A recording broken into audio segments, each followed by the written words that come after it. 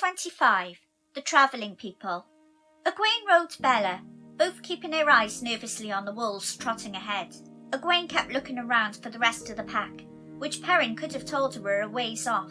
He didn't want to admit how he knew. He was aware of all the wolves. Egwene tried to include Elias in taking turns on Bella, but he refused. She attempted to bully him, but he pointed out that Bella didn't want him riding her. When that didn't work, he growled, "I said no, girl."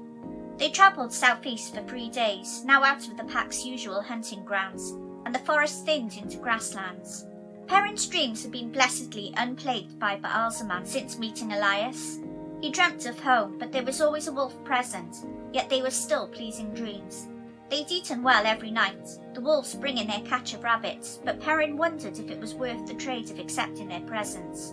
As they came to a stand of trees, 3 mastiffs burst out, teeth bared and growling. Perrin pulled out his sling, but Elias stopped him, saying there was no need. He whistled and the dogs calmed, tails wagging. Elias told them that the mastiffs may look mean, but they're only intended to scare. They are a sign that the Tuatha'an are nearby, the travelling people. At the Emmons field as blank stares, he added, "The Tinkers." Perrin exclaimed that he always wanted to meet them, but they didn't come into the 2 rivers. Egwene said it's probably because the Taran ferry folk are bigger thieves than the Tinkers. She asked Elias if they should avoid them in case they steal Bella. They steal everything. Elias snidely asked if she meant infants and children. They may make him sick, but they don't steal any more than any others, probably less. Egwene blushed. Most of the tales they'd heard came from Senbui, Coplins and Congers. Perrin suggested camping with them if they'd allow it. He recalled Asbert Lewin saying her tinker-mended pot was better than new. Elias was reluctant, which Perrin didn't understand, but eventually he said, "May as well. Just don't pay any mind to what they say. Lot of foolishness. Most times the travelling people do things any which way, yet this time they set store in formality, so you do what I do. Keep your secrets though, no need to tell the world." He led them into the trees, followed by the mastiffs, but the wolves didn't follow. They were contemptuous of the dogs. They found bright multicoloured wagons, small homes on wheels. Surrounding them were the Tinkers, dressed as brightly as the wagons, like butterflies amongst wildflowers. Some were dancing to fiddles and flutes, children and dogs running through them. Abruptly the music stopped and they all turned to watch the trio, seeming ready to run. A wiry, grey-haired man in a red coat stepped forward to say, "You are welcome to our fires. Do you know the song?" Elias bowed to him and replied, "Your welcome warms my heart, Maddie, as your fire warms the flesh, but I do not know the song." The man finished the ritual with, "Then we seek still.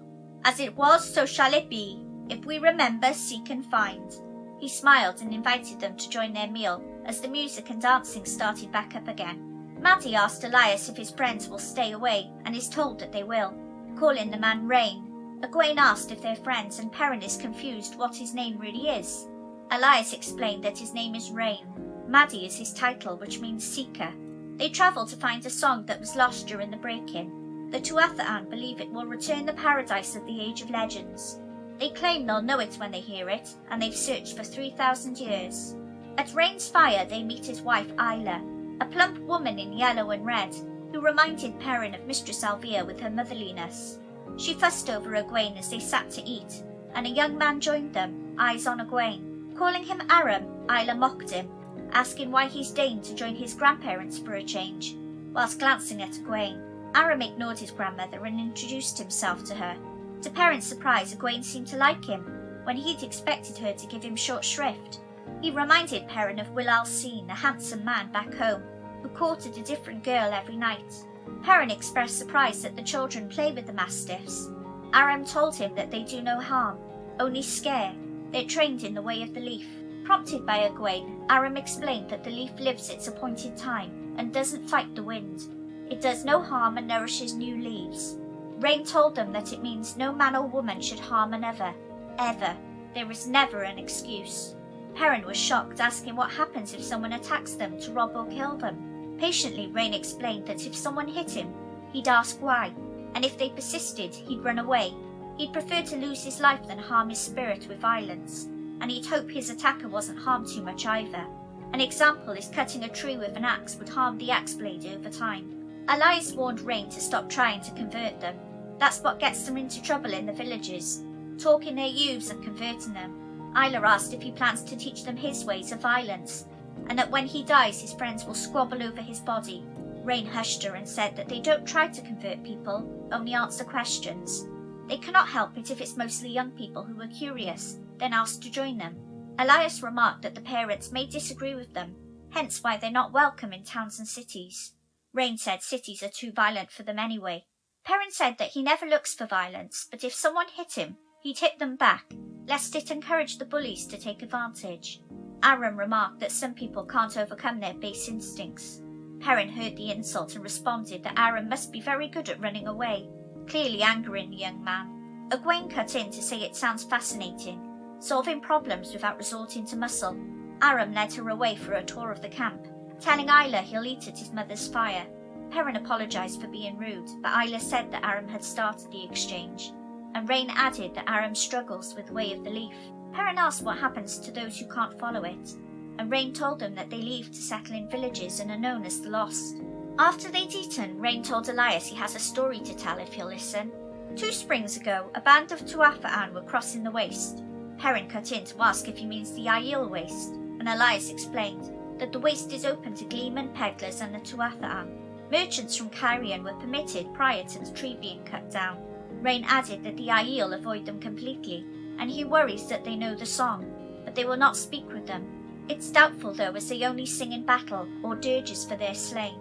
Perrin re-evaluated his initial impression that they were cowards. No one who travelled the waste was a coward. Rain continued with the story. Young Aiel travel into the Blight. Some men go alone, thinking for some reason they were chosen to kill the Dark One. Most go in groups to hunt Trollocs. 2 years ago, a band of the people were crossing the waste about 100 miles south of the Blight, and found one such group of young women, little more than girls. Aiel girls can become warriors and join the society of Fardaris Mai, the Maidens of the Spear, and fight beside the men. They were all dead except for the one who was mortally wounded. She crawled to the wagons despite knowing they were Tuatha'an. Her loathing was outweighed by her pain and her message. They followed her blood trail and found a group along with triple their number in dead Trollocs. Elias dropped his pipe in shock at Trollocs being so far south in the waste. Jevik Kashar, the dying ground, is what they call the waste. They wouldn't go into it with all the murderers in the Blight pushing them. Perrin remarked that Elias knows a lot about them, but is ignored as he asks Rain to continue. It was clear by the trophies the group carried that they'd been deep into the Blight and been pursued. The girl would not allow anyone to tend to her wounds. She seized the Seeker's coat and told him this, word for word. Leaf Blighter means to blind the eye of the world, Lost One. He means to slay the great serpent. Warn the people. Sightburner comes. Tell them to stand ready for he who comes with the dawn. Tell them. And she died. The names she used are Aiel names for the Dark One, but I don't understand the rest. She clearly felt it important to speak to those she hates. If she meant us to pass it on to the Aiel, it was for nothing, as they will not let us approach to tell them. She called us lost. I never knew how much they despised us. Rain shook his head sadly. Elias said she was probably delirious since she was dying, but Rain insisted that she knew what she said and to whom. Rain hoped that Elias would have answers considering his past, but Elias was clueless. Perrin wondered what Elias's past was like, to have such experiences that he may have held answers. Egwene returned singing, and peevishly Perrin pointed out how Aram is so like Will Alcine, whose charm had never swayed her. Expecting an argument, he's shocked when she started to cry on his shoulder over the fate of Rand and the others, asking him to say that they're alive. He tried to reassure her that they're all right, and with a kiss on his cheek she left with Isla to retire. The wolves howled at the new moon and waited for him in his dreams. Thanks for listening. Please like, share and subscribe and help get a new channel off the ground. Thank you.